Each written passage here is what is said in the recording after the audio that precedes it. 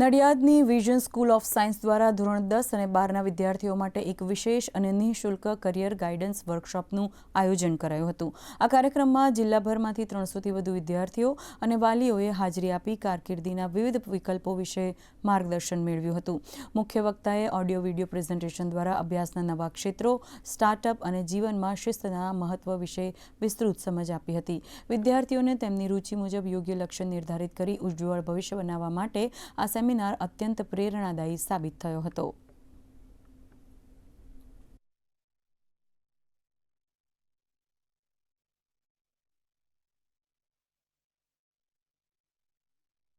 Science लेवू, commerce लेवू, ITI करूँ, डिप्लोमा जવું આજે તેમને જાણવા મળશે કે ભવિષ્યની અંદર કઈ ટેકનોલોજી આવી રહી છે, કેવા કેવા પ્રકારના કેવા કોર્સથી જોબ અવેલેબલ થશે, કેવા પ્રકારના કોર્સની કેટલી સીટો છે, કઈ કઈ કોલેજો છે, કેટલી ફી છે અને પ્લેસમેન્ટ કેવું થાય છે।